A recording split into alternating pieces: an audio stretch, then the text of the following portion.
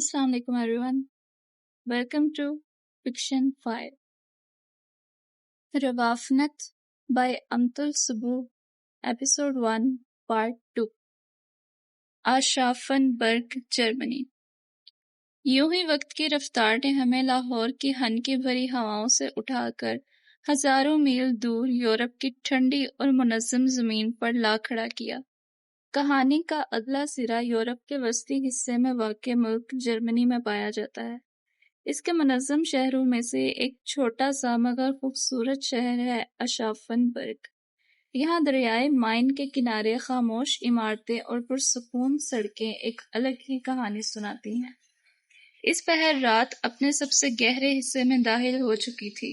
आसमान पर चमकता चांद बादलों की पतली तहों के पीछे कहीं गुम था और शलोस किला योहनास बर्ग की सुर्ख दीवारें अंधेरे में किसी खामोश मोहब्बत की तरह खड़ी थी। हवा दरियाए माइन किसी सिमत से आती और किले की बुलंद मेहराबों से टकराकर सरगोशियों जैसी आवाज पैदा करती। दरिया की लहरें कहीं दूर आहिस्ता आहिस्ता किनारों से टकरा रही थीं, जैसे रात की खामोशी में कोई मध्यम सा साज सुनाया जा रहा हो। चांद की मध्यम रोशनी दरिया में झिलमिला रही थी। वहां से अगर ऊपर को जाते सुर्ख ज़ीनों पर कदम रखो तो उन पर चलते ऊपरी मंजिल तक पहुंचकर अपने कदम हल्की भूरी ईंटों वाली जमीन पर रखते सामने की सिमत चले जाओ। फिर सामने मौजूद सुरमई सड़क पर बनी ज़ेब्रा क्रॉसिंग पर चलते दूसरी जानिब मौजूद फुटपाथ तक चलो और चंद कदम बाईं जानिब चलने के बाद दाईं तरफ मुड़ने पर तुम्हें एक पतली गली नजर आएगी। इससे गुजरकर जब तुम बाहर निकलोगे तो बाईं तरफ के दोनों अतराफ कतार में खड़े घर नजर आएंगे। वहीं एक हल्के गुलाबी और सफेद रंग की इमारत तामीर थी। वो बिस्तर पर चित लेटी थी, आंखों में वीरानी लिए, निगाहें छत पर टिकाए वो कुछ आवाजें सुन रही थी। माजी की बाज़गश्त। यकायक हाल की तारीकी पर माजी की धुंधली रोशनी गालिब आ गई और इसके सामने टूटे टुकड़ों सा एक मंजर नमूदार हुआ। मादर, मादर, एक 6 साला बच्चे किचन में मसरूफ माँ को पुकार रही थी। चशत, क्या हुआ? किचन से एक थकनज़दा आवाज आई।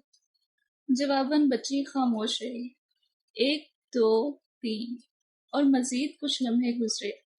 फिर बच्ची ने अपने पीछे कदमों की चाप सुनी। एक गहरा सांस लेकर इसने पाँव जमीन पर रख दिया।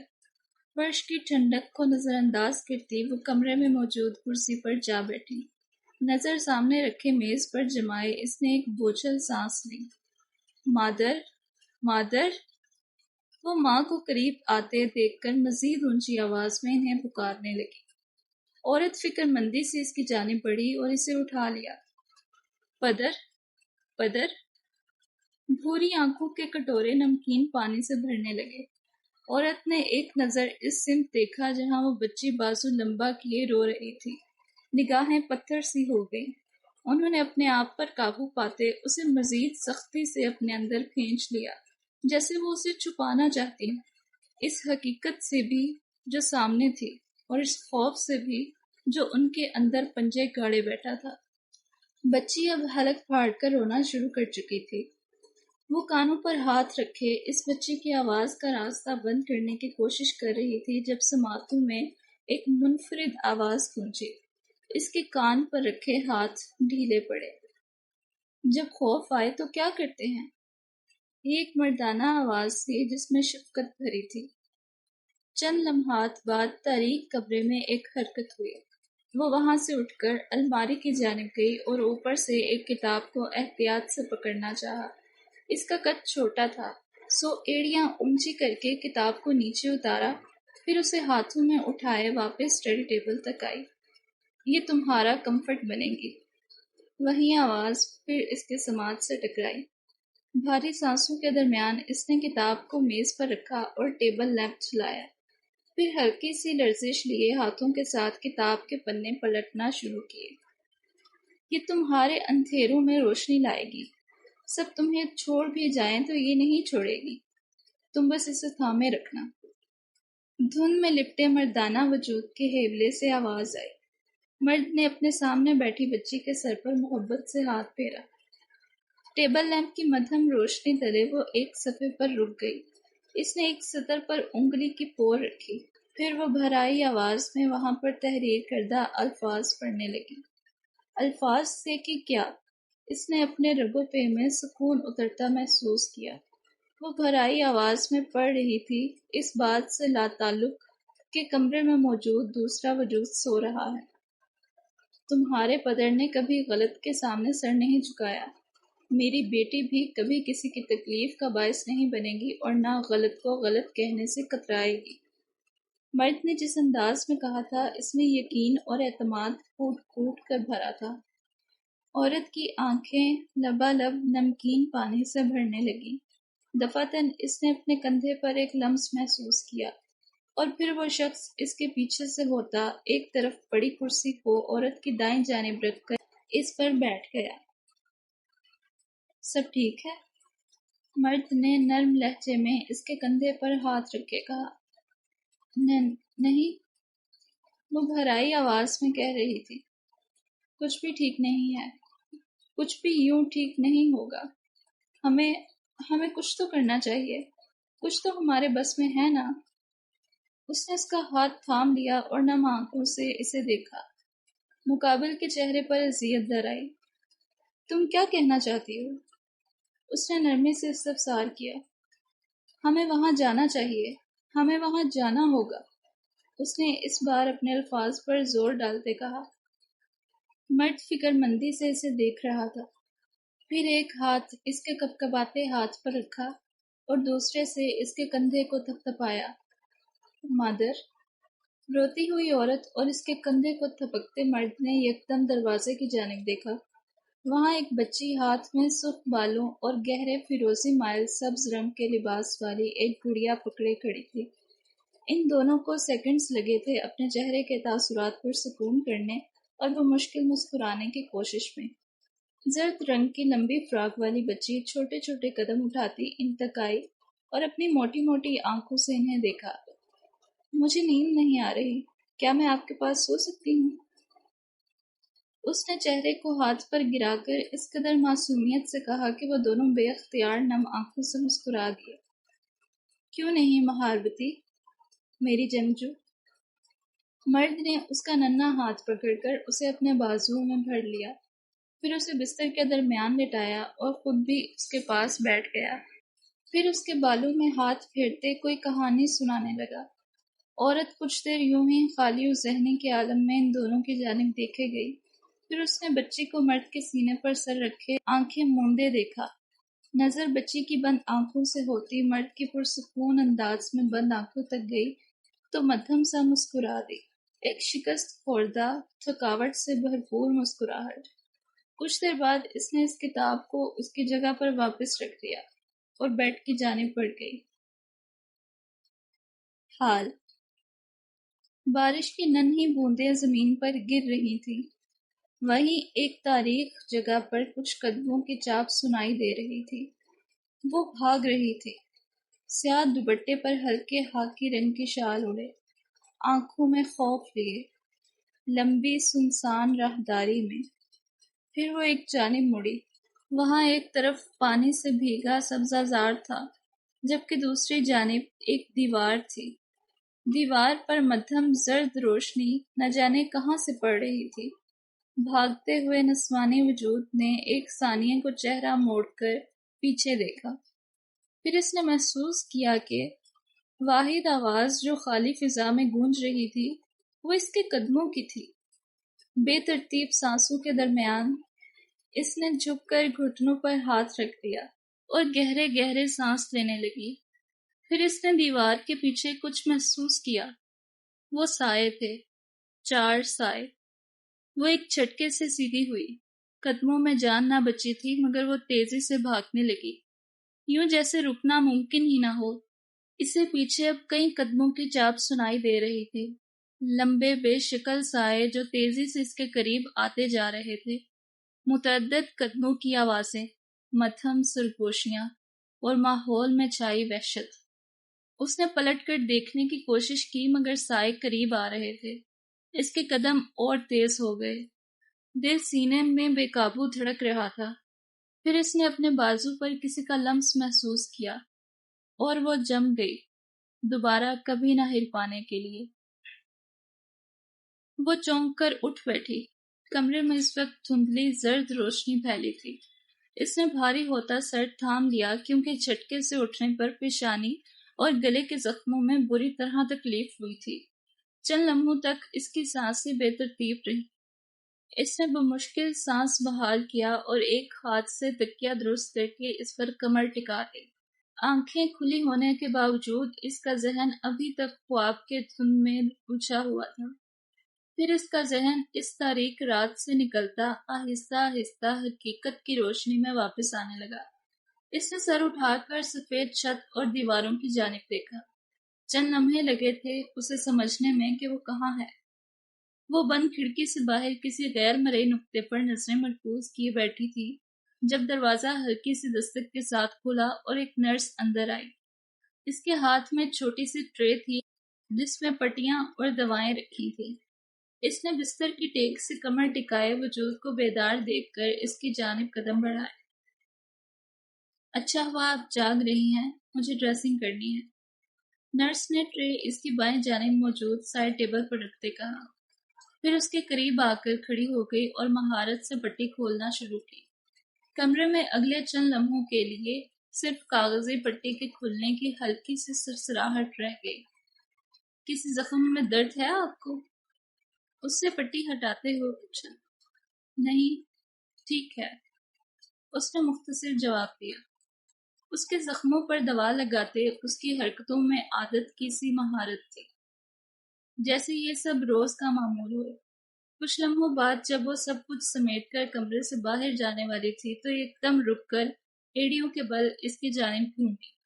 شاید اسے اچانک کوئی بات یاد آئی تھی۔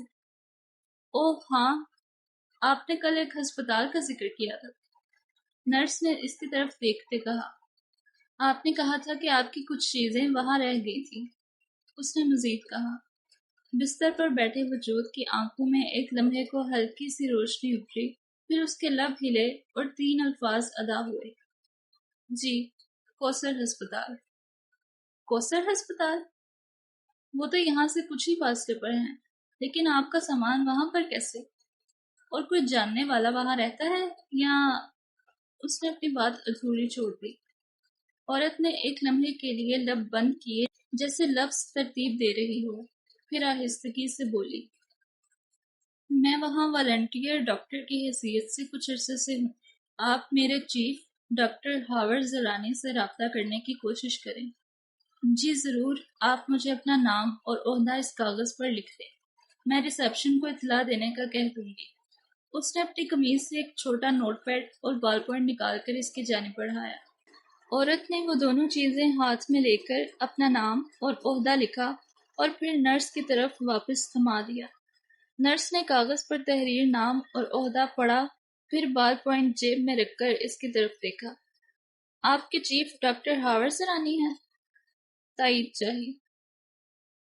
اس نے سر اس بات میں ہلا دیا تو نرس کے چہرے پر ہلکا سا حیرت بھرا تبسم پھیلا۔ ٹھیک ہے، میں رابطہ کرنے کا کہتی ہوں اور آپ کو بھی اطلاع دوں گی۔ اس نے کوئی جواب نہیں دیا، بس نگاہیں چند لمحوں کے لیے چھت کی سمت اٹھا دی۔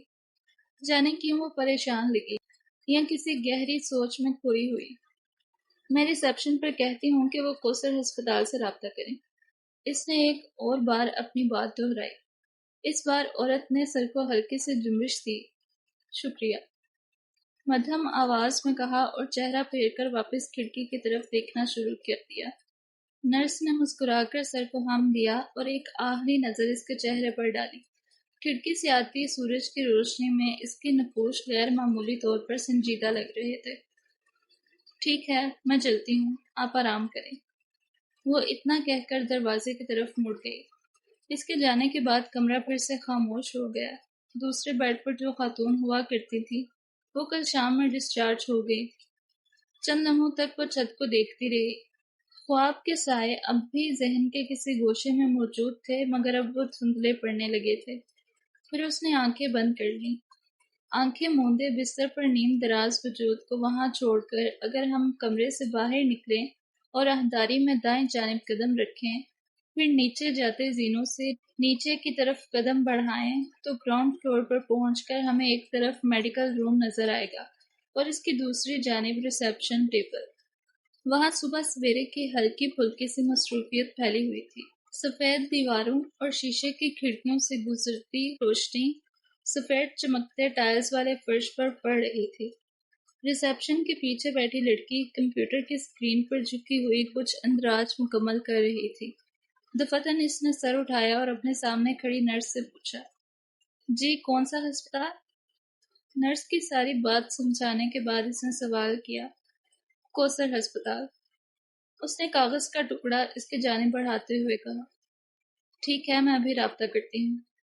ریسیپشنسٹ نے کاغذ پر نظریں دوڑائیں اور سر اس بات میں ہلا دیا۔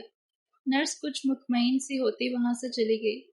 کچھ دیر بعد اس نے کاغذ پر تحریر نمبر ڈائل کیا۔ 3 گھنٹیوں کے بعد دوسری طرف سے کال وصول کر لی گئی۔ السلام علیکم، کوثر ہسپتال ریسیپشن، میں آپ کے لیے کیا کر سکتی ہوں؟ دوسری طرف سے کسی نے پیشہ ورانہ سنجیدگی سے کہا۔ وعلیکم السلام۔ سنہری آنکھوں والی لڑکی نے شائستہ انداز میں بات شروع کی۔ میں سٹی ہاسپٹل سے بات کر رہی ہوں۔ دراصل ہمارے پاس 3 دن قبل ایک نوجوان خاتون ایمرجنسی میں لائی گئی تھی اور انہوں نے بتایا کہ وہ آپ کے ہاسپٹل سے وابستہ ہیں۔ دوسری طرف چند لمحوں کے لیے خاموشی رہی، پھر اس نے دوسری جانب موجود شخص کو کہتے سنا، آپ ان کا نام بتا سکتی ہیں؟ جی بالکل۔ وہ نام اور عہدہ بتا کر دوسری طرف سے تصدیق یا تردید کی منتظر تھی۔ جی، وہ یہاں رضاکار ڈاکٹر ہیں۔ مجھے ہمارے چیف ڈاکٹر خاور کو اطلاع دینی ہوگی۔ آپ برائے مہربانی تھوڑی دیر ہولڈ کریں۔ شور کہہ کر وہ میز کی دوسری طرف اپنے سامنے موجود مرد کی جانب متوجہ ہوئی۔ آپ یہیں ہیں؟ کچھ دیر بعد دوسری طرف سے آواز گونجی۔ جی۔ اس نے ایک لفظ میں اپنی موجودگی کی تصدیق کی۔ میری ہمارے چیف سے بات ہوئی ہے، وہ کہہ رہے ہیں کہ وہ شام کو آپ کے ہاسپٹل آئیں گے اور یہ کہ آپ ڈاکٹرز کو اطلاع کر دیں کہ ان کی رپورٹس تیار رکھیں، کیونکہ وہ ایک دفعہ دیکھنا چاہیں گے اور ممکنہ طور پر انہیں ہمارے ہاسپٹل میں منتقل کرنا چاہیں گے، اگر ان کی طبیعت اس چیز کی اجازت دے۔ دوسری جانب موجود مرد مزید کچھ باتیں کر رہا تھا۔ اس نے چند باتیں سننے اور ان کا مختصر جواب دینے کے بعد فون رکھ دیا۔ آسیہ آپا؟ ٹرالی کو گھسیٹ کر لے جاتی عورت اس آواز پر رک گئی۔ اس نے گردن موڑ کر اپنے پیچھے دیکھا تو اس کے سامنے وہیں ریسیپشنسٹ کھڑی تھی جس کے پاس کچھ دیر پہلے وہ گئی تھی۔ میرا کوثر ہاسپٹل سے رابطہ ہو گیا ہے۔ فون پر جس سے بھی بات ہوئی ہے اس نے وہاں کے چیف کو اطلاع دی ہے اور وہ کہہ رہے ہیں کہ ڈاکٹر خاور آج شام کو چکر لگائیں گے اور ممکنہ طور پر مریضہ کو اپنے ہاسپٹل میں منتقل بھی کرنا چاہتے ہیں۔ آپ پلیز مطلوبہ ڈاکٹر کو اطلاع دے دیں کہ وہ ان کی تمام رپورٹس طلب کر رہے ہیں، شاید وہ خود دیکھنا چاہتے ہیں۔ اس نے کندھے اچکائے۔ ٹھیک ہے، میں ڈاکٹر کو بھی بتا دوں گی اور مریضہ کو بھی، مگر فی الحال تو وہ آرام کر رہی ہیں میرے خیال میں، لیکن میں کچھ دیر میں دوا لے کر جاؤں گی تو بتا دوں گی۔ جی ضرور۔ ڈاکٹر نے ہلکا سا مسکرا کر ان سے اجازت طلب کی اور پھر ریسیپشن کی جانب بڑھ گئی۔ یہ دوپہر 2 بجے کا وقت تھا جب ریسیپشن پر موجود فون بجا۔ لڑکی نے فون کان سے لگایا اور دوسری جانب سے کہے اخلاقی جملوں کا اخلاقی جواب دیا۔ پھر اس نے اسے کہتے سنا، میں کوثر ہاسپٹل سے بات کر رہا ہوں۔ یہ آواز پرسکون مگر سنجیدہ تھی، غالباً کوئی سینئر شخص تھا۔ دوسری طرف موجود شخص نے چند مختصر جملوں میں گفتگو مکمل کی۔ ریسیپشنسٹ نے کال کے دوران چند نوٹس لیے تھے اور پھر اس بات میں سر ہلاتے آخر میں جی ہم انتظام کر دیں گے کہ الفاظ کہہ کر فون رکھ دیا۔ پھر اس نے ایک نمبر ملایا اور چٹ میں لکھے نکات کو وضاحت کے ساتھ دہرانے لگی۔ کچھ دیر بعد آسیہ نامی نرس دوسری منزل کے اس کمرے کا دروازہ ہلکے سے کھول کر اندر داخل ہوئی تو کمرے میں دھندلی روشنی پھیلی تھی کیونکہ بلب نہیں جل رہا تھا۔ بستر پر لیٹی عورت آنکھیں بند کیے ہوئی تھی مگر وہ سو نہیں رہی تھی۔ قدموں کے چاپ سن کر اس نے آنکھیں کھول دیں۔ نرس نے اس کے قریب آ کر سارا معاملہ اس کے گوش گزار کیا۔ اس نے بے تاثر چہرے سے اسے دیکھا لیکن کچھ کہا نہیں۔ انہوں نے یہ بھی کہا ہے کہ شاید آپ کے چیف آپ کو کوثر ہاسپٹل منتقل کروانا چاہتے ہیں۔ اس نے مزید کہا۔ اور کچھ کہا؟ اس نے بے اختیار پوچھ لیا۔ آپ کے لیے تو کچھ نہیں مگر ڈاکٹرز کے لیے چند باتیں کہی تھی، لیکن ان کے بارے میں مجھے معلوم نہیں۔ نرس کے انداز میں واضح لا علمی تھی۔ اس نے گہرا سانس لیا۔ نرس نے مزید کچھ نہیں کہا، خاموشی سے کمرے سے نکل گئی۔ گلبرگ کی چوڑی سڑکوں کے اطراف میں قدیم درخت شان سے کھڑے تھے۔ وہیں شیشے کی دیواروں والی ایک جدید عمارت جس میں شہر کی روشنیاں منعکس ہو رہی تھیں، سڑک کی ایک سرے پر تمکنت سے کھڑی تھی۔ عمارت کے اندر پر اسرار سے خاموشی حائل تھی۔ باہر کی ہلچل کو یہاں تک رسائی نہیں تھی۔ اندر داخل ہونے کے بعد لفٹ میں سوار ہو کر 12ویں منزل کا بٹن دبائیں، پھر لفٹ کے دھاتی دروازے ہس کی آواز کے ساتھ ایک دوسرے سے جدا ہونے پر راہداری میں قدم رکھ کر سیٹ میں چلیں اور آخری کمرے کے بھاری دروازے پر رک کر ایک کارڈ نکالو اور اسے اسکین کرنے کو آگے کرو۔ اسکینر تمہاری شناخت کرے گا اور تمہیں اندر جانے کی اجازت دے گا۔ ایک بیپ کی آواز پر بھورے رنگ کے بھاری دروازے کو دھکیل کر اگر اندر دھکیلو تو اگلے ہی لمحہ اندر کا منظر واضح ہوگا۔ یہ ایک پرتعیش آفس روم ہے۔ یہاں آنے والے کی پہلی نگاہ دیوار پر موجود پورٹریٹ پر پڑتی ہے، جبکہ دوسری نمایاں چمڑے کے گہرے بھورے رنگ والی پاور چیئر ہے جس کے سامنے سفید رنگ کا میز ہے اور اس کے اوپر ایک بھاری شیشے کی تہ۔ پاور چیئر کے عین پیچھے ایک وسیع فریم لگا تھا۔ نظر اگر اس فریم پر مرکوز کرو تو وہاں ایک نوجوان مرد نظر آئے گا۔ اس کے بال نفاست سے جمے ہیں اور وہ اپنے دائیں جانب موجود کرسی پر بیٹھے اس سے چند سال بڑے شخص کے کندھے پر ہاتھ رکھے ہوئے کھڑا تھا۔ وہ مرد باوقار انداز میں مدھم سا مسکرا رہا ہے، جبکہ نوجوان مرد نے ہلکا سا مسکرانے کی بھی زحمت نہیں کی تھی۔ وہ اسپاٹ تاثرات کے ساتھ سامنے دیکھ رہا تھا۔ ایک ہاتھ مرد کے کندھے پر تھا تو دوسرا سیاہ پینٹ کی جیب میں۔ وہ دونوں قیمتی اور نفیس سیاہ پینٹ کوٹ میں ملبوس بہت متاثر کن لگ رہے تھے۔ اس کمرے میں جو بھی داخل ہوتا ہے اس کی پہلی نگاہ اسی پر پڑتی اور وہ چاہ کر بھی خود کو مسحور محسوس کرنے سے روک نہ پاتا۔ آفس کی چاروں دیواریں سفید تھیں۔ محض فریم والی دیوار آدھی ہلکی سرمئی رنگ میں ڈھلی تھی جبکہ باقی آدھی سفید میں۔ دیواروں پر اس فریم کے علاوہ اور کوئی تصویر یا فریم نہیں تھا۔ میز کی دوسری طرف 2 کرسیاں رکھی گئی تھیں۔ پاور چیئر کے پیچھے بائیں جانب موجود وسیع کھڑکی تھی جبکہ دوسری جانب ایک سفید شیلف تھی جس پر چند فائلز رکھی گئی تھیں۔ شیلف میں بنے بلاکس میں چند قیمتی مجسمے بھی اس وسیع فریم کی جانب منہ موڑے کھڑے تھے۔ میز پر چند فائلز کے ساتھ کچھ کاغذات پیپر ویٹ کے نیچے رکھے ہوئے تھے۔ ایک سیاہ پینسل ہولڈر تھا جس پر انگریزی کے 2 حروف لکھے تھے، SA۔ دفعتاً زر کی آواز کے ساتھ دروازہ کھلا اور ایک دراز قد مرد خاموش آفس میں داخل ہوا۔ قدم قدم چلتا وہ پاور چیئر تک گیا۔ اس نے سیاہ کوٹ اتار کر کرسی کی پشت پر رکھا اور سفید شرٹ کے کف فولڈ کرتے پاور چیئر پر بیٹھ گیا۔ ملازم جو اس کے ساتھ ہی داخل ہوا تھا گہرے بھورے رنگ کا لیپ ٹاپ میز پر رکھ کر وہاں سے چلا گیا۔ اس کی دائیں کلائی میں ایک قیمتی گھڑی چمک رہی تھی۔ اس نے پیپر ویٹ سے چپکے سٹکی نوٹس پر لکھے الفاظ پڑھے اور لیپ ٹاپ بیگ کھولنے لگا۔ اس کی لمبی اور پرکشش انگلیاں اب لیپ ٹاپ پر تیزی سے چل رہی تھیں۔ کھڑکی کے اس پار سورج کی کرنیں ہر جگہ پھیلی دکھائی دے رہی تھیں۔ سڑکیں ہنوز گاڑیوں سے بھری تھیں۔ وہ فریم لیس چشمہ آنکھوں پر لگائے نگاہیں اسکرین پر گاڑے منہمک سا اپنے کام میں محو تھا جب ایک دستک نے اس کی انگلیوں کی حرکت روکی۔ شیلف میں موجود مجسموں نے اس پر منہ بنایا۔ مہارت سے چلتی انگلیاں اتنی پرکشش لگ رہی تھیں بلا وجہ ہی ایک دستک پر تھم گئیں۔ آ جائیں، تحکم سے کہا تو اگلے ہی لمحے کارڈ سوائپ کرنے کے بعد کی محسوس بیپ سنائی دی۔ دروازہ کھلا اور آنے والے شخص نے اندر قدم رکھا۔ اندر آنے والا ایک نوجوان مرد تھا جس کی پہلی نگاہ بے اختیار میز کے اس پار بیٹھے شخص کے پیچھے والی دیوار پر موجود تصویر پر پڑی۔ دوسری نگاہ پاور چیئر پر بیٹھے شخص کی طرف اٹھی تو محتاط قدموں سے چلتا میز کے سامنے کھڑا ہو گیا۔ اس کے ہاتھ میں ایک گہرے سبز رنگ کی فائل تھی۔ میز کی دوسری جانب موجود شخص نے چہرہ اٹھا کر نو وارد کو نہیں دیکھا تھا، جبکہ نو وارد مکمل سنجیدگی سے اسے ہی دیکھ رہا تھا۔ کہو ضامن، اس نے بالآخر چہرہ اٹھا کے اسے دیکھا۔ سر، ایس اے پوائنٹ کے بارے میں ایک تازہ پیش رفت ہوئی ہے۔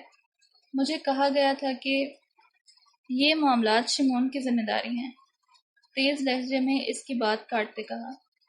جی، وہ 2 دن کی لیو پر ہیں اور مجھے بریفنگ کی ذمہ داری دے کر گئی ہیں۔ اس نے کچھ ہچکچاتے ہوئے کہا۔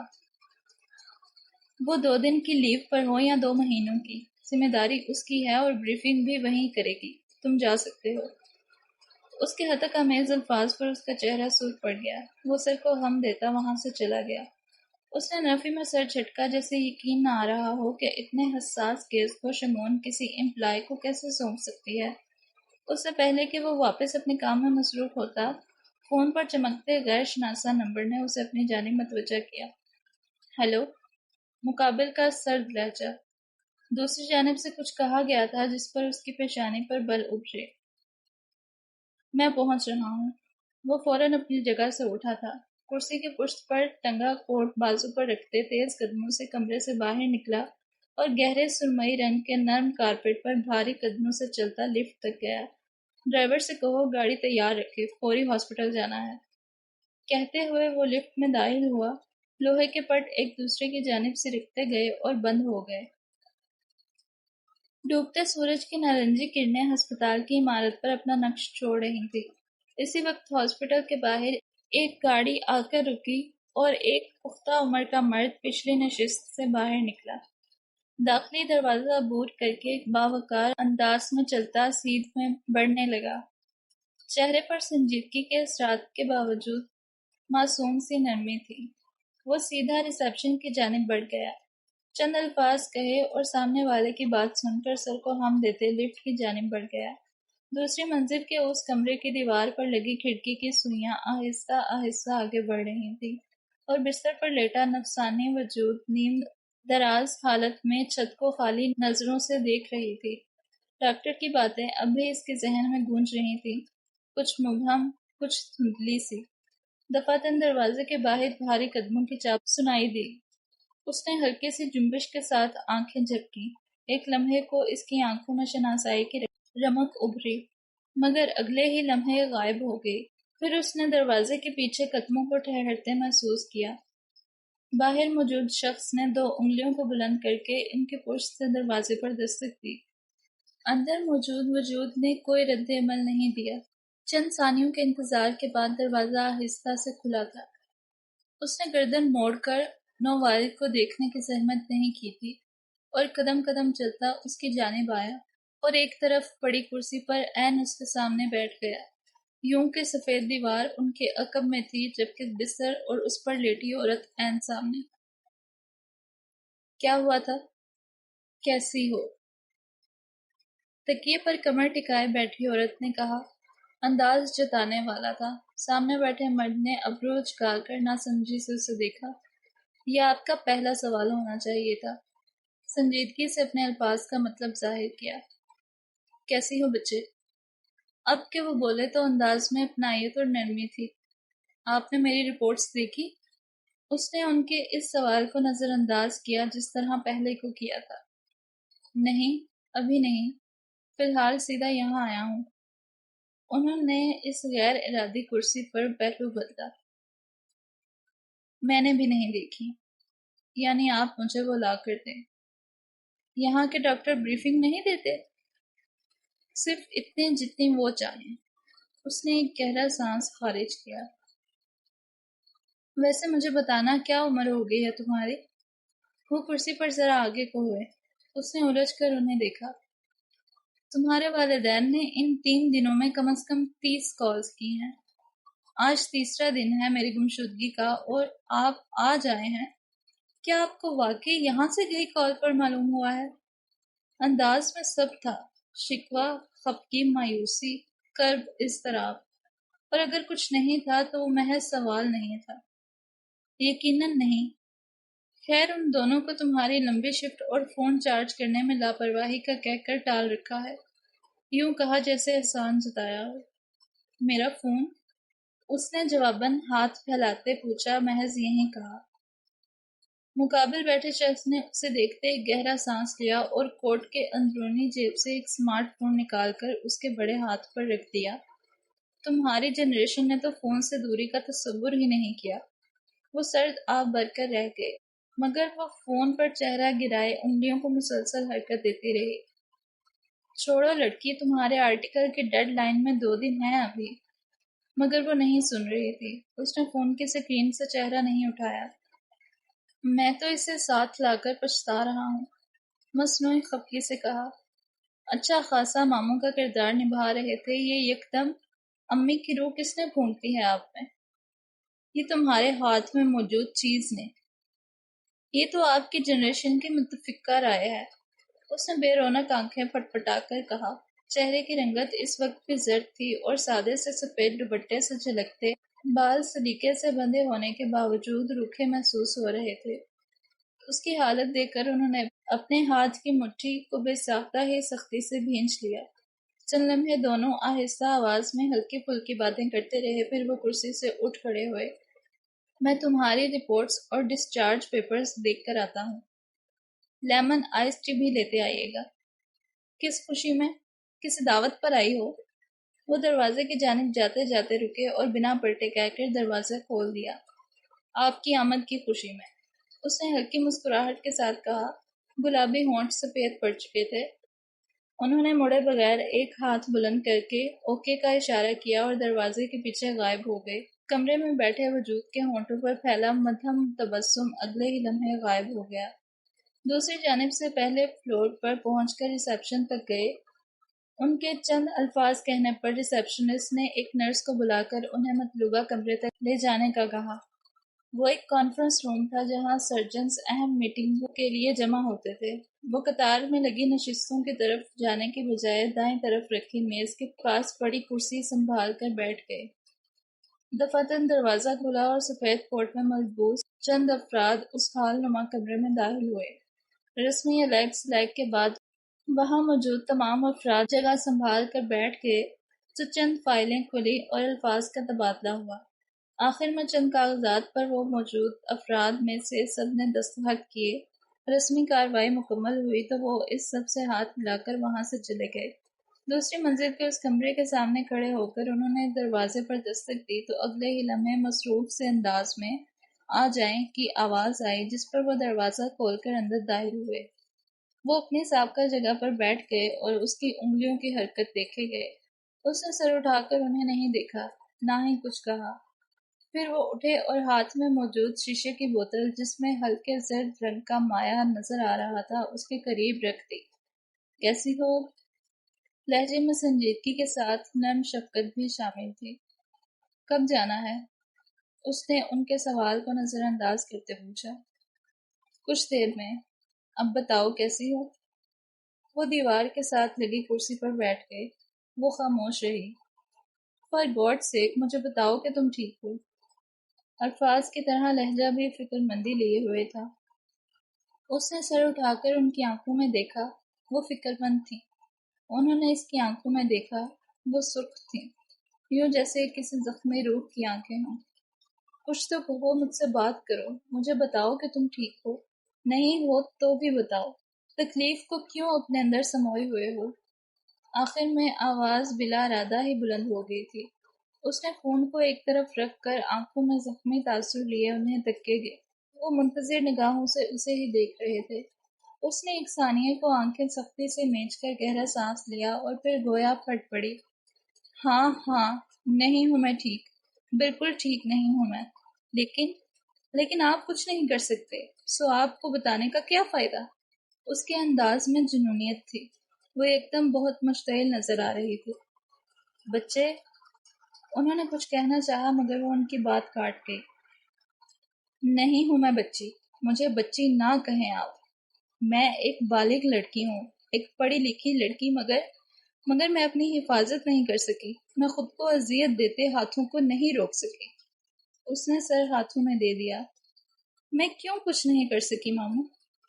چہرہ اٹھا کے زخمی آنکھوں سے انہیں دیکھا۔ اس کی آنکھوں میں سوال تھا۔ جواب البتہ کمرے میں موجود دونوں نفوس کے پاس نہیں تھا۔ سامنے بیٹھا مرد تکلیف سے اس کی بے بسی بھرے الفاظ سن رہا تھا۔ وہ فکر مند نظر آ رہے تھے۔ آپ چلے جائیں یہاں سے۔ مجھے کسی کی ضرورت نہیں ہے کیونکہ یہ سب مجھے اکیلے ہی فیس کرنا ہے۔ آپ جائیں۔ کوشش کے باوجود اس کا لہجہ آخر میں رک گیا تھا۔ تم جانتی ہو میں تمہیں چھوڑ کر نہیں جاؤں گا۔ کیوں؟ ودو ودو بولی۔ آپ میرے لیے پریشان نہ ہوں، یہ آپ کا کام نہیں ہے۔ اب میرے کام مجھے تم بتاؤ گی؟ انہوں نے لہجہ سنجیدہ بنانے کی کوشش کی۔ آپ وہ دروازے پر ہوئی مدھم دستک پر کچھ کہتے کہتے خاموش ہو گئی۔ اس کے گلے کی گلٹی ابھر کر معدوم ہوئی اور اس نے فوراً ہاتھ کی پشت سے آنکھوں سے بہتے پانی کو صاف کیا۔ اگلے ہی لمحے دروازہ کھلا اور ایک نرس کمرے میں داخل ہوئی۔ اس نے نرس کو کرسی پر بیٹھے مرد کی جانب چند کاغذات بڑھاتے اور کچھ کہتے دیکھا۔ وہ کیا کہہ رہی تھی اسے سنائی نہیں دے رہا تھا۔ کچھ دیر بعد نرس جب وہاں سے چلی گئی تو انہوں نے کاغذات کو پاس پڑے میز پر رکھا اور اس کی جانب دیکھا جو سر جھکائے ناک کی ہڈی انگلیوں سے مسل رہی تھی۔ اب پرسکون ہو؟ انہوں نے مدھم آواز میں پوچھا۔ اس نے سر اس بات میں ہلا دیا۔ کیا ہوا تھا؟ انہوں نے کرسی اٹھا کر اس کے بستر کے قریب رکھی اور اس پر بیٹھ گئے۔ وہ چند لمحے خاموشی سے اس کا جھکا سر دیکھتے رہے، جیسے اس کی اذیت محسوس کرنے کی کوشش کر رہے ہوں۔ کیا تمہیں یاد ہے کہ کیا ہوا تھا؟ کچھ لمحوں بعد انہوں نے نہایت نرم اور مدھم آواز میں اپنا سوال دہرایا۔ اس نے چہرہ اٹھا کر انہیں دیکھا اور بازوؤں کے زور سے کچھ پیچھے ہوئی اور بستر کے پشت پر ٹیک لگا کر بیٹھ گئی۔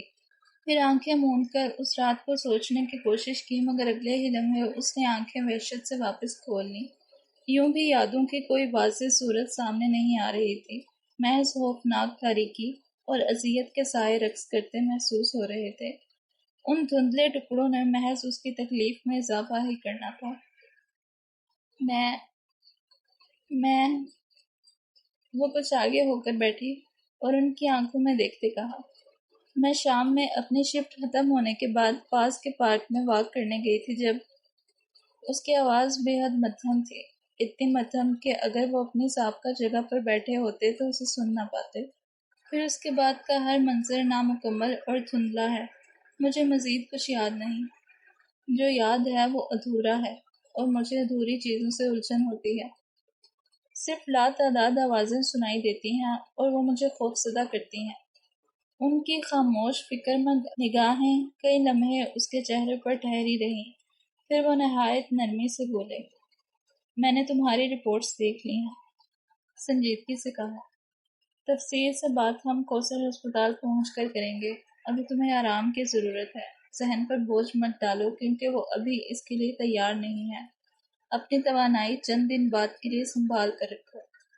کہہ کر وہ اپنی جگہ سے اٹھ گئے۔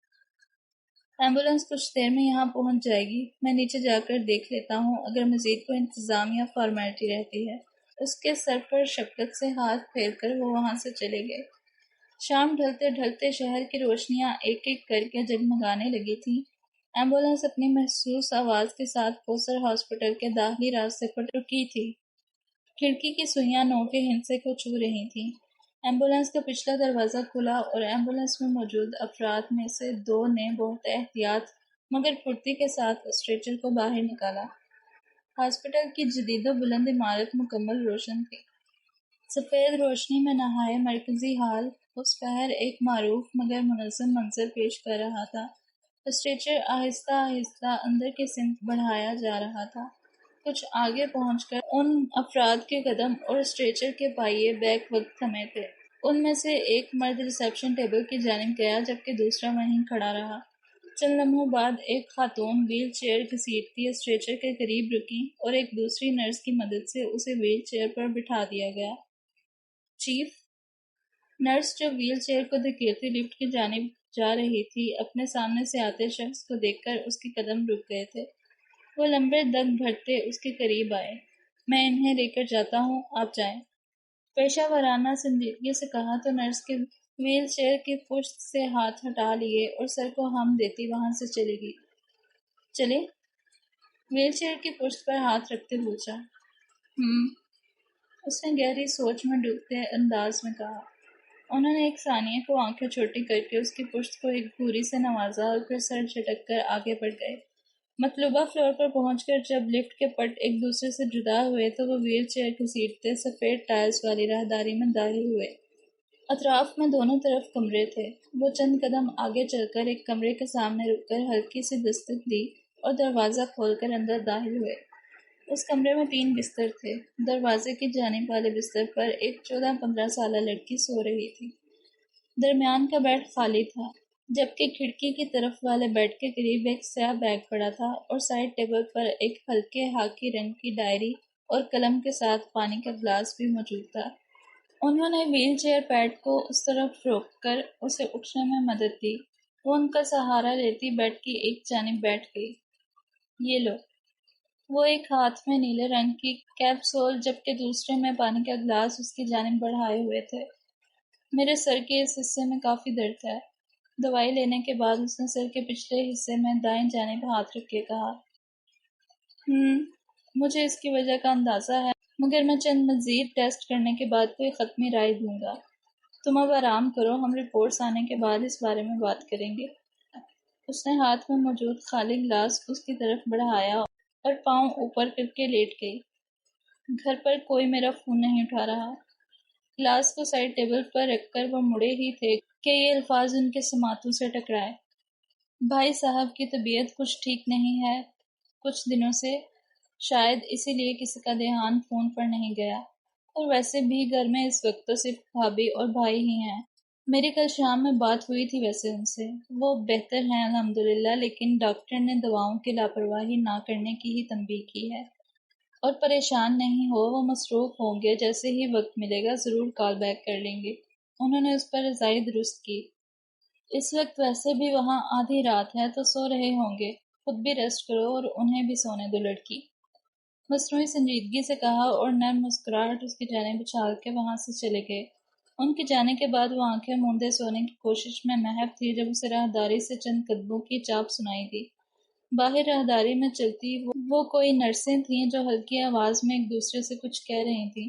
دفعتاً اس نے اپنے کمرے کے دروازے پر ہلکی دستک محسوس کی۔ اگلے لمحے دونوں نرسیں کمرے کے اندر داخل تھیں اور پہلے بیڈ پر موجود لڑکی کے پاس کھڑی نرس آ رہی تھی۔ کسی کی آمد کا سنا ہے تم نے؟ نیند میں ڈوبی لڑکی کو لگی ڈرپ کو دیکھتے ہوئے کہا۔ کس کی آمد کا؟ دوسری نے انجیکشن تیار کرتے کچھ تجسس سے پوچھا۔ ان دونوں کی آوازیں سرگوشی سے اونچی نہیں تھیں مگر اس کے سونے میں خلل پیدا کر رہی تھیں۔ اس نے کروٹ لینی چاہی، کوشش کرنے پر وہ کھڑکی کی طرف کروٹ لینے میں کامیاب ہو گئی مگر سر کے اس محسوس حصے میں درد کی لہر دوڑ گئی۔ کھڑکی کے بلائنڈز اس وقت گرے ہوئے تھے۔ وہ نہ جانے کیوں ان دونوں نرسوں کی مدھم سرگوشیوں سے کوفت محسوس کر رہی تھی۔ ڈاکٹر اظہر ظہیر پرسوں سے 1 ماہ تک یہاں ہوں گے۔ اس نے آنکھیں بند ہی کی تھیں کہ یہ الفاظ اس کے سماعت سے ٹکرائے۔ اس نام پر بستر پر نیم دراز وجود نے پلکوں کو بے اختیار ہی جھپکا۔ دوسری طرف نرس نے فوراً ہی گردن گھما کر اسے دیکھا۔ کیا واقعی؟ وہ کچھ حیران ہوئی۔ انہوں نے تو 3 ماہ یونیورسٹی میں لیکچرار کے طور پر خدمت نہیں کرنی تھی؟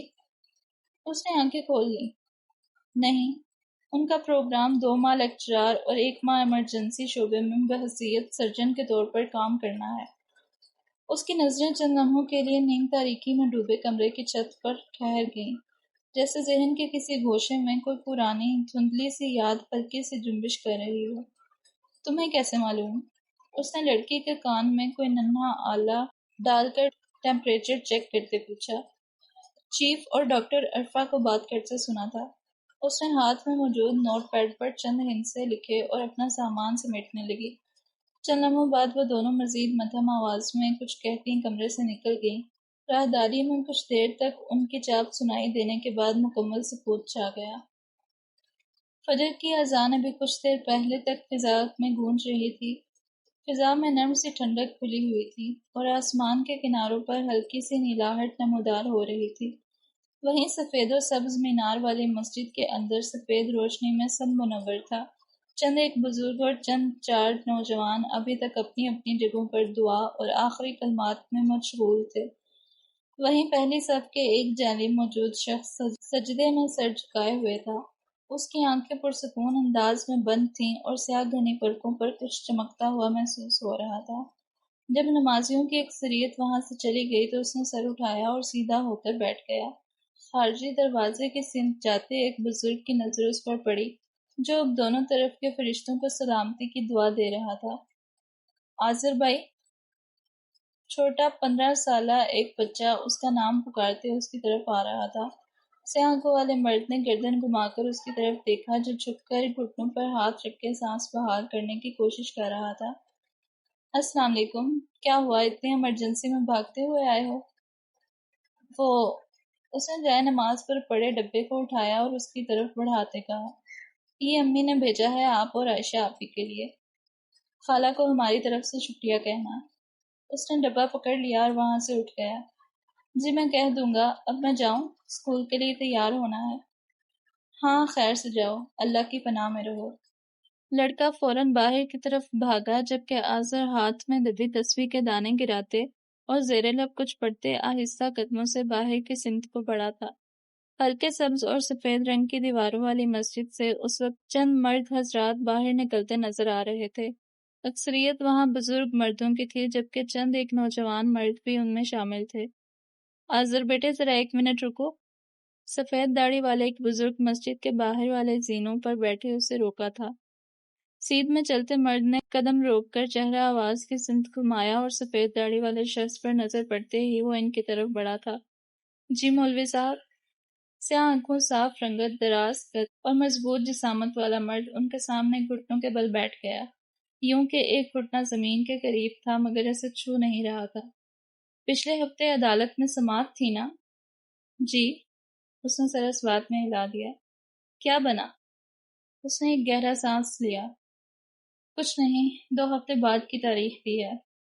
آذر نے ہلکی سی مسکراہٹ کے ساتھ سر جھکا لیا۔ اس کے اندر مایوسی نہیں تھی، البتہ مولوی صاحب کو وہ پریشان ضرور محسوس ہوا۔ اللہ بہتر کرے گا میرے بچے، اس میں بھی کوئی بہتری ہوگی۔ انہوں نے اپنے ہلکے لرزش والے ہاتھ سے اس کا کندھا تھپکا۔ جی، آئے میں آپ کو گھر تک چھوڑ آتا ہوں۔ اس نے ایک ہاتھ اس کی طرف بڑھایا۔ وکیل کیا کہتا ہے؟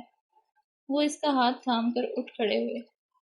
لگتا ہے سامنے والے ہر بار کوئی نہ کوئی راستہ نکال لیتے ہیں۔ اس نے ایک گہرا سانس لیا۔ وکیل بھی کہتا ہے مقدمہ مضبوط ہے مگر فیصلہ جیسے آگے بڑھ ہی نہیں رہا۔ مولوی صاحب نے ہاتھ میں دبی تسبیح کے دانے گرانا روک دیے اور چند لمحے اپنے ساتھ چلتے مرد کو دیکھے گئے۔ تمہیں معلوم ہے آذر، قرآن میں اللہ فرماتا ہے ہر معاملے کے لیے ایک وقت لکھا مقرر ہوا ہے۔ وہ خاموش رہا۔ کچھ آگے چل کر وہ دونوں بائیں جانب جاتی گلی میں مڑ گئے۔ وہ خاموش رہا تو مولوی صاحب نے نرم لہجے میں اپنی بات جاری رکھی۔ کبھی کبھی حق کمزور نہیں ہوتا، صرف اس کا وقت نہیں آیا ہوتا۔ انسان دروازہ کھٹکھٹاتا رہتا ہے مگر وہ تبھی کھلتا ہے جب مالک دروازہ کھولنے کا حکم دے۔ آذر نے سر جھٹکا۔ کئی سالوں سے انتظار ہی کر رہے ہیں۔ اس کے انداز میں مایوسی نہیں تھی مگر کئی سالوں کی تھکن ضرور تھی۔ مولوی صاحب مسکرائے۔ انتظار نہیں، کوشش بھی کرنی ہے اور صبر بھی، مگر یہ یاد رکھو جو فیصلہ آج نہیں ہو رہا، اگر اللہ نے لکھ دیا ہے تو کل کوئی طاقت اسے روک نہیں سکے گی۔ اگر اس کا وقت ابھی نہیں آیا تو دنیا کی کوئی طاقت اسے آج لا بھی نہیں سکتی۔ اس کا انداز بے خود سنجیدہ مگر بہت عاجزی لیے ہوئے تھا۔ آذر نے پہلی بار اطمینان سے سر ہلایا۔ شاید میں وقت سے پہلے فصل کاٹنے کی کوشش کر رہا تھا۔ وہ کچھ سوچتے ہوئے بولا۔ مولوی صاحب کی آنکھوں میں ہلکی سی چمک ابھری۔ اور کسان جانتا ہے بیٹا، بیج کو پھل بننے میں وقت لگتا ہے۔ اس نے مزید کچھ نہیں کہا، بس خاموشی سے سر ہلا دیا۔ وہ دیکھو دروازے پر میری بیوی کھڑی ہے۔ اس کو لگتا ہے کہ میں تم سے اس کی برائی کرتا ہوں، اسی لیے تم کبھی مجھے چھوڑنے کے بعد اندر نہیں آتے۔ گھر جاتا ہوں تو وہ مجھ سے پوچھتی ہے کہ تم کیا ڈرتے ہو اس سے؟ کچھ دیر بعد مولوی صاحب نے ہلکے پھلکے انداز میں کہا۔ ان کی اس بات پر آذر سر جھکا کر مدھم سا مسکرایا تو دائیں گال پر ہلکا سا گڑا نمودار ہوا۔ اب یوں مسکراؤ مت برخوردار، میری بیگم سمجھے گی کہ میں واقعی تم سے اس کی برائیاں کر رہا ہوں۔ انہوں نے چند قدم کے فاصلے پر کھڑے اپنے گھر کے دروازے کو دیکھتے کہا، جہاں ان کی بیوی جامنی رنگ کی چادر میں خود کو مکمل ڈھانپے کھڑی تھی۔ اس کی مسکراہٹ کچھ اور گہری ہوئی تو مولوی صاحب نے اپنے کمزور ہاتھ سے اس کے کندھے پر چپت لگائی۔ اس نے فوراً چہرہ سنجیدہ کر لیا۔ السلام علیکم آمنہ اماں۔ گھر کے قریب پہنچ کر اس نے نظریں جھکائے سلام کیا تھا۔ وعلیکم السلام آذر بیٹے، آؤ۔ اور سلام کا جواب سنتے ہی وہ واپسی کی سمت کو چل دیا۔ آمنہ اماں نے ایک نظر مولوی صاحب پر ڈالی اور دوسری اس دراز قد مرد نے، جو سلام کا جواب سنتے ہی وہاں سے چل پڑا تھا۔ کیا کہہ رہے تھے بچے کو میرے بارے میں؟ دروازہ بند کر کے گھر میں داخل ہوتے ہوئے مولوی صاحب نے بیزاری سے اپنی بیوی کو دیکھا۔ یقین کرو بیگم، مجھ میں اتنی ہمت نہیں ہے کہ اس وقت سوال جواب کی محفل کا حصہ بنوں۔ خدا کے لیے پہلے ناشتہ دے دو تاکہ میں صبح کی دوا لے لوں۔ میں نے کون سا آپ کی کنپٹی پر بندوق رکھی ہے؟ انہوں نے تنک کر کہا۔ مولوی صاحب کی بھوری اینٹوں والے صحن سے گزرتے اندر کو چلے گئے اور ان کی بیوی ایک طرف سے ایک جالی دار دروازے کو کھول کر اس کے پیچھے غائب ہو گئی۔ اب اگر مولوی صاحب کے گھر سے باہر قدم رکھو اور بائیں جانب چلتے چلتے گلی کے موڑ پر دائیں جانب مڑو تو سامنے ایک نسبتاً کھلی اور صاف گلی نظر آئے گی۔ اسی گلی کے ایک سرے پر موجود ایک بھورے دروازے والے گھر کی جانب دیکھو تو تمہیں سیاہ بالوں والا دراز کا مرد اس گھر کے اندر داخل ہوتا دکھے گا۔ دروازہ کھول کر جب وہ اندر داخل ہوا تو اندر سامنے ایک مختصر مگر خوبصورت سا صحن نما حصہ ہے جس کے کناروں پر چنبیلی کے پودے لگے ہوئے ہیں۔ سفید پھولوں کی ہلکی خوشبو فضا میں کھل رہی ہے۔ صبح کی نمی سے پتوں پر شبنم کے قطرے چمک رہے تھے۔ صحن کے بیچوں بیچ پتھروں سے بنی ایک پتھریلی سی راہداری بنی تھی جو گھر کے اندرونی حصے کی طرف جاتی تھی۔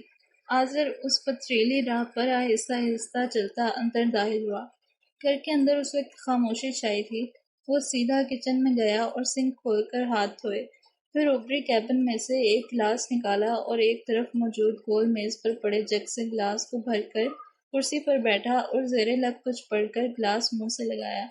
پانی کو 3 وقفوں کے ساتھ اپنے اندر انڈیلنے کے بعد وہ اٹھا اور گلاس کو سنک میں رکھنے کے بعد زیر لب کوئی دعا پڑھتا راہداری میں چلنے لگا۔ ایک کمرے میں دروازہ نیم وا تھا۔ اس نے انگلیوں سے دروازے پر ہلکی سی دستک دی اور پھر دوسری جانب موجود کمرے کے دروازے کو کھول کر اس کے پیچھے غائب ہو گیا۔ کچھ دیر بعد کچن سے برتنوں کی ہلکی آوازیں سنائی دینے لگیں اور پھر کچن سے نکل کر باہر موجود کھانے کے میز پر کوثر ظہیر ناشتے کے لیے بنائی گئی اشیاء رکھتی نظر آ رہی تھیں۔ ساتھ ساتھ وہ بلند آواز میں اپنی دونوں اولادوں کو پکار بھی رہی تھیں، آذر، عائشہ۔ وہ واپس کچن میں گئیں تو راہداری میں سے ایک کمرے کا دروازہ کھلا اور ایک دراز کا مرد باہر نکلتا نظر آیا۔ اب وہ کچھ دیر قبل والے سفید شلوار قمیض کی بجائے سیاہ شرٹ اور ہلکی خاکی رنگ کی پینٹ میں ملبوس تھا۔ اس کے ایک ہاتھ میں لیپ ٹاپ بیگ تھا جبکہ دوسرے میں موبائل فون۔ گہرے بھورے بال ماتھے پر گرے تھے اور سیاہ آنکھوں میں عجیب سی چمک تھی۔ وہ قدم قدم چلتا میز کے قریب آیا اور ایک کرسی گھسیٹ کر بیٹھ گیا۔ ایک نظر میز پر موجود لوازمات پر ڈال کر اس نے بائیں جانب موجود کچن کی طرف چہرہ اٹھا کر اپنی ماں کو آواز دی، امی، آپ کو ریسٹ کا کہا ہے ڈاکٹر نے اور آپ مزید اہتمام سے ناشتہ بنا رہی ہیں۔ اس کے انداز میں فکر تھی۔ جب کوئی جواب نہ آیا تو وہ اپنی جگہ سے اٹھا لیکن اسی لمحے اسے وہ کچن سے باہر آتی نظر آئیں۔ امی، آپ کتنی صبح جاگ رہی ہیں؟ کوثر ظہیر نے مسکرا کر اس کے سامنے وہ باؤل رکھ دیا جو وہ ابھی کچن سے لے کر آئی تھی۔ آج میں نے ناشتہ بنا دیا ہے سو خاموشی سے کھاؤ اور اللہ کا شکر ادا کرو، کل سے تو خیر تم نے ہی بنانا ہے۔ وہ عام سے انداز میں کہتے ہوئے اس کے ساتھ والی کرسی پر بیٹھ گئی۔ میں آج بھی بنا سکتا تھا اور یہ سب۔ اس نے میز پر موجود برتنوں پر نظر دوڑائی۔ اتنا سب کچھ امی؟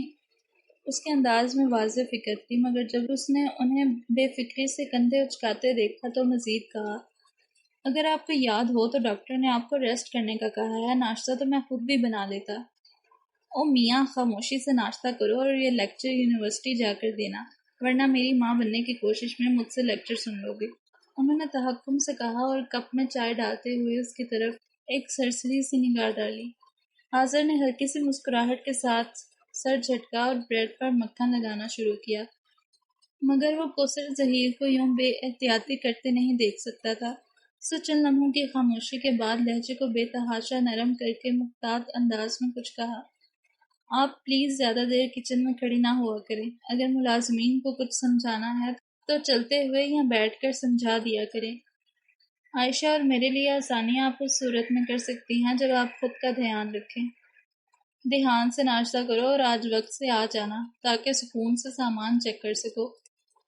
میں تو کہتی رہ گئی کہ سامان پیک کرنا شروع کر دو، لیکن کبھی دوستوں سے ملنے جا رہے ہیں جناب تو کبھی بھروسہ مند کام والی کی تلاش میں مصروف، یا پھر بہن کو شاپنگ کروا رہے ہو۔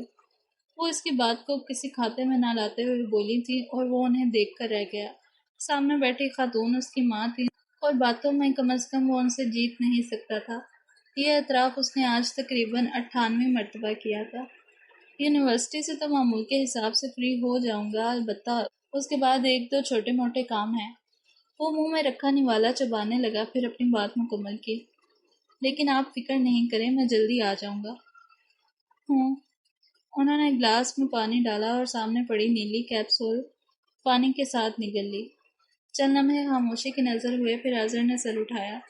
اس نے اپنے سامنے بیٹھی کوثر بیگم کو ایک نظر دیکھا جو سکون سے چائے کا گھونٹ لے رہی تھیں، اور پھر کلائی موڑ کر گھڑی پر ایک نظر ڈالی۔ پھر اس نے گردن اٹھا کر سیڑھیوں کی طرف دیکھا۔ عائشہ! اس کی آواز پورے گھر میں گونج گئی۔ جلدی نیچے آؤ، ہمیں دیر ہو جائے گی۔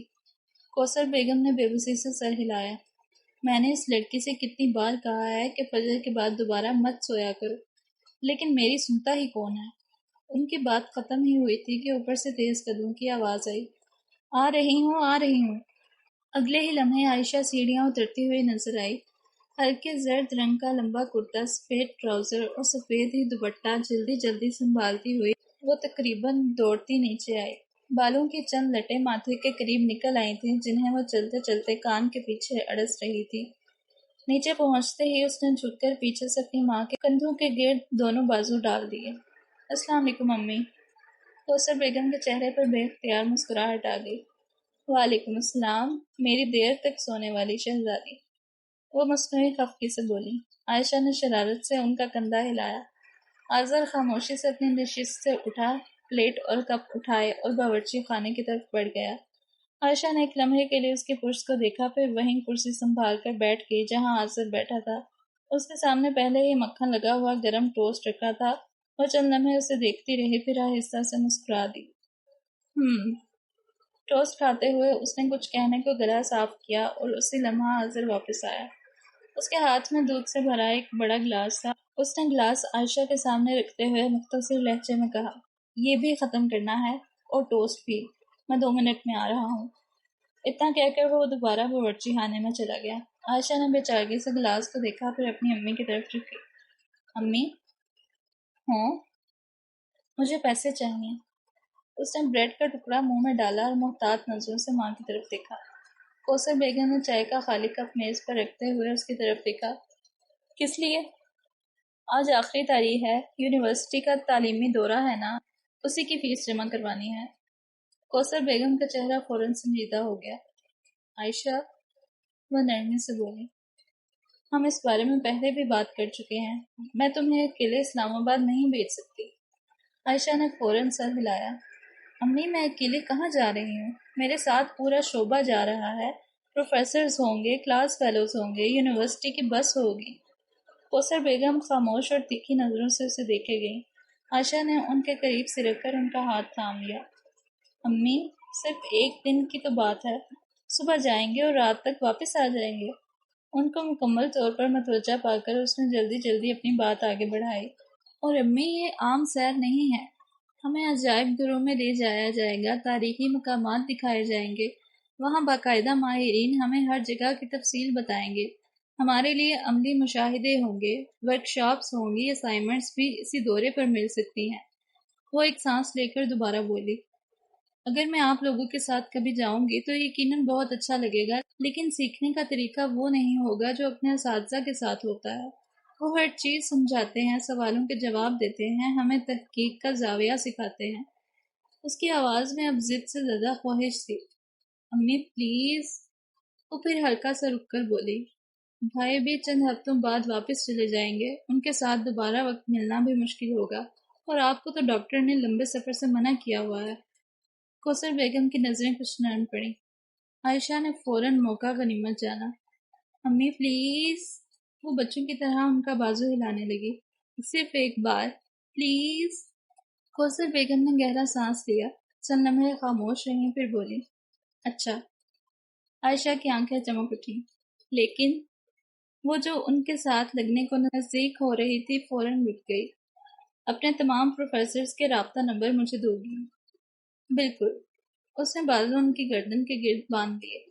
جہاں جہاں جاؤ گے مجھے بتاؤ گی؟ جی۔ واپس سیدھا کھڑے ہوتے اس نے تابعداری سے سر ہلایا۔ فون ہر وقت چارج رہے گا، کوئی مسئلہ ہی نہیں۔ وہ واپس اپنی جگہ پر بیٹھی اور بریڈ ختم کرنے لگی۔ اکیلی کہیں نہیں جانا، وعدہ۔ اس نے بریڈ کا ایک ٹکڑا بلند کیا اور پھر اسے منہ میں ڈالا۔ اور جو استاد ذمہ دار ہوگا اسی کے ساتھ رہنا۔ عائشہ اب خوشی سے ہنس پڑی۔ امی میں آپ کی ہر بات مانوں گی، ایک بھی نہیں ٹالوں گی، وعدہ۔ وہ کچھ اور کہنے ہی لگی کہ کچن سے اظہر کی آواز آئی، عائشہ۔ جی بھائی۔ اس نے دودھ کا ایک گھونٹ بھرا۔ میں آدھ منٹ میں باہر آ رہا ہوں۔ وہ ایک ثانیے کے لیے فریز ہو گئی۔ اس کے گلے میں کچھ اٹک گیا۔ آذر کی آواز دوبارہ آئی، اگر دودھ ختم نہ ہوا اور تم گاڑی میں نہ ملی تو بس اتنا ہی۔ عائشہ نے باقی جملہ سننے کا انتظار ہی نہیں کیا، اس نے فوراً گلاس دونوں ہاتھوں سے پکڑا اور ایک ہی سانس میں آدھے سے زیادہ دودھ پی گئی۔ کوثر بیگم کوشش کے باوجود مسکراہٹ پر بند نہ باندھ سکی اور کھل کر مسکرا دی۔ عائشہ نے آخری گھونٹ بھی ختم کیا، جلدی سے ٹوسٹ کا آخری نوالا کھایا، کوثر بیگم کے ماتھے کو چوم کر اللہ حافظ امی بولی اور دروازے کے قریب موجود میز پر رکھی گاڑی کی چابی اٹھائی اور تقریباً دوڑتی ہوئی دروازے سے باہر نکل گئی۔ اسی لمحے آذر کچن سے باہر آیا۔ اس نے خالی گلاس دیکھا، پھر کھلا دروازہ اور پھر اپنی ماں کی طرف دیکھا۔ دونوں کی نظریں ملی۔ کوثر ظہیر مسکرا دی۔ اس کا یہی علاج ہے، ورنہ وقت کی قدر اسے کبھی سمجھ نہ آئے۔ آذر کے ہونٹوں پر بھی ہلکی سی مسکراہٹ آ گئی۔ کم از کم دودھ تو ختم کرتی ہے۔ اس نے لیپ ٹاپ اور فون اٹھایا اور پھر ماں کے قریب آ کر ان کے ہاتھ کو نرمی سے چوما۔ اللہ حافظ امی، خدا حافظ، اللہ تم دونوں کو اپنے امان میں رکھے بیٹا۔ آذر سر ہلاتے دروازے کی طرف بڑھ گیا، پھر وہ صبح کی سنہری روشنی میں باہر نکل گیا۔ گھر کے باہر صبح کی ٹھنڈی ہوا ابھی تک اپنی تازگی قائم رکھے ہوئے تھی۔ درختوں کی شاخوں پر بیٹھے پرندے وقفے وقفے سے چہک رہے تھے اور باہر گلی میں معمول کی خاموشی پھیلی ہوئی تھی۔ عائشہ تیزی سے قدم بڑھاتی ہوئی گاڑی تک پہنچی۔ وہ کمرے میں وہ کچھ بھول آئی تھی جس کی وجہ سے اسے دوبارہ اندر جانا پڑا۔ وہ واپس آئی تو آذر پہلے سے ڈرائیونگ سیٹ پر بیٹھ چکا تھا۔ اس نے چابی سٹارٹ میں لگائی ہی تھی کہ عائشہ نے مسکراتے ہوئے دروازہ کھولا اور ساتھ والی نشست پر بیٹھ گئی۔ بیٹھتے ہی اس نے ہاتھ میں پکڑی چابی اس کی طرف بڑھا دی۔ آذر نے نظریں سڑک سے ہٹائے بغیر چابی کو اس کی طرف کر دیا۔ یہ تمہاری چابی ہے عائشہ۔ عائشہ کے لب یکدم او میں سکڑے۔ پھر اس نے فوراً اپنی طرف کا دروازہ بند کیا۔ دوپٹہ بھاگنے کے باعث کچھ ڈھیلا ہو چکا تھا۔ اس کو درست کر کے اس نے سیٹ بیلٹ باندھ دی۔ گیٹ آہستگی سے کھلا اور گاڑی سڑک پر آ گئی۔ کچھ لمحوں تک صرف انجن کی مدھم آواز سنائی دیتی رہی۔ عائشہ کھڑکی سے باہر گزرتے درختوں کو دیکھتی رہی، پھر اچانک اس نے گردن موڑ کر اپنے بڑے بھائی کی طرف دیکھا۔ شکریہ بھائی۔ آذر نے ہلکی سی مسکراہٹ کے ساتھ صرف سر ہلا دیا، جیسے شکریہ قبول کر لیا ہو۔ پھر وہ چند لمحے خاموش رہی اور ذہن میں گھومتی الجھن کو الفاظ میں تولنے لگی، اور جب کامیاب ہو گئی تو اس نے وہ سوال پوچھ ہی لیا جو ناشتے کی میز سے اس کے ذہن میں گھوم رہا تھا۔ بھائی ہوں؟ آپ کو کیسے پتا تھا کہ امی مان جائیں گی؟ آذر نے ایک لمحہ سڑک پر نظریں جمائے رکھیں، پھر نہایت اطمینان سے بولا، امی تمہاری خواہش پر نہیں مانی، وہ ذرا سا رکا، وہ تمہاری ضرورت کو سامنے رکھ کر مانی ہے۔ عائشہ نے حیرت سے اس کی طرف دیکھا۔ مطلب؟ آذر نے گاڑی موڑتے ہوئے سکون بھرے لہجے میں کہنا شروع کیا، دیکھو عائشہ، والدین اکثر کسی حادثے، کسی نقصان یا کسی اندیشے کے پیش نظر ہی ہمیں کسی کام سے منع کرتے ہیں۔ انکار ان کی محبت ہوتی ہے، ضد نہیں۔ عائشہ پوری توجہ سے سن رہی تھی۔ آذر نے بات جاری رکھی، لیکن یہ ہم پر منحصر کرتا ہے کہ ہمارے لیے اس کام کی اہمیت کتنی ہے۔ اگر وہ واقعی ایک جائز اور ضروری کام ہے تو ہمیں ناراض ہونے کے بجائے دلائل کے ساتھ اپنے والدین کو قائل کرنا آنا چاہیے۔ اس نے ایک نظر اپنی چھوٹی بہن کی طرف دیکھا تاکہ انہیں اندازہ ہو کہ یہ کام ہمارے لیے کیوں ضروری ہے، اس کا فائدہ کیا ہے اور ہم اس میں کیا سیکھیں گے۔ عائشہ خاموش تھی، اور چونکہ والدین ہمیشہ اپنی اولاد کے لیے بہترین فیصلہ کرنا چاہتے ہیں، اس لیے اگر ہمارے دلائل مضبوط ہوں، بات مہذب انداز میں کی جائے اور مقصد واقعی درست ہو، تو وہ ضرور اس پر غور کرتے ہیں۔ پھر وہ وہی فیصلہ کرتے ہیں جو انہیں بہتر محسوس ہوتا ہے۔ گاڑی ایک اشارے پر آہستہ ہوئی اور پھر رک گئی۔ آذر نے گردن موڑ کر نرم مسکراہٹ کے ساتھ اسے دیکھا جو کچھ کنفیوز سی نظر آ رہی تھی۔ اس نے اس کے سر پر نرمی سے ہاتھ پھیرا۔ عائشہ مدھم سے مسکرائی۔ سگنل کھل گیا تو اس نے گاڑی کو آگے بڑھا دیا۔ چند لمحوں کی خاموشی کے بعد عائشہ نے آہستہ سے پوچھا، اور اگر پھر بھی نہ مانی؟ سامنے سڑک پر نظریں جمائے آذر کے ایک گال میں گڑا نمودار ہوا۔ تو پھر دو ہی باتیں ہو سکتی ہیں، اس نے بہت عام انداز میں کہتے بائیں طرف کا انڈیکیٹر دبایا۔ عائشہ نے سوالیہ نظروں سے اسے دیکھا۔ یا تو ہم اپنی بات ٹھیک طرح ان تک پہنچا نہیں سکے، اس نے اطمینان سے اگلا جملہ کہا، یا پھر وہ کام حقیقت میں اتنا ضروری نہیں تھا کہ ہم اس کے لیے بیٹھ کر مضبوط دلائل تلاش کرتے۔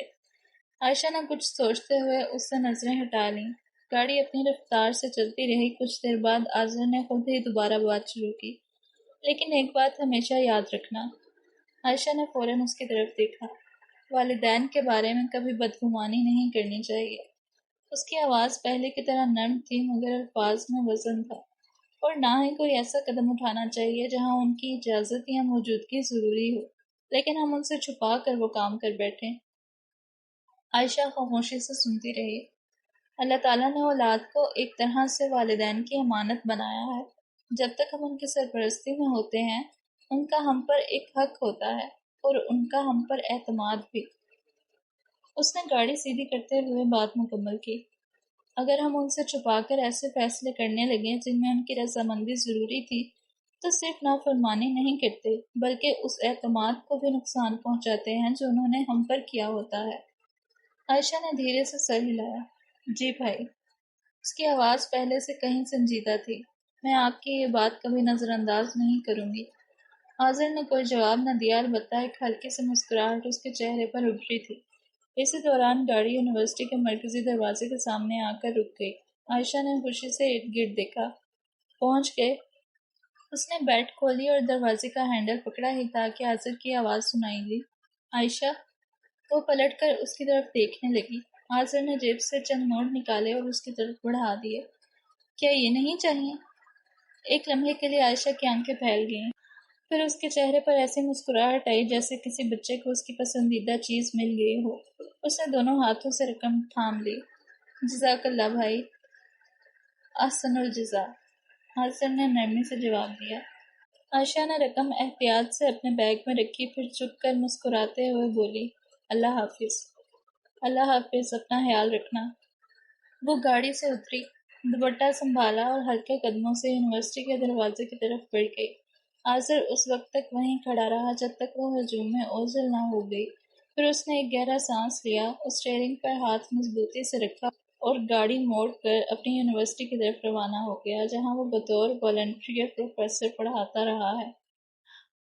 پارٹ 2 یہاں پہ ختم ہو گیا ہے، اینڈ اب تھوڑی سی سٹوری کھل رہی ہے آہستہ آہستہ۔ اور آذر سچ اے جینٹل مین۔ ویسے اذان کو میں نے مس کیا تھوڑا سا، پتہ نہیں کہاں گیا وہ، چلو ہو سکتا ہے آگے آ جائے۔ ابھی تک تو میں اندازے ہی لگا رہی ہوں کہ کون کس کا کیا لگتا ہے، سمجھنے میں ذرا ٹائم لگے گا۔ خیر، وی آر آن دا وے، دیکھتے ہیں اب آگے کیا ہوتا ہے۔ Stay tuned for the next episode. اللہ حافظ۔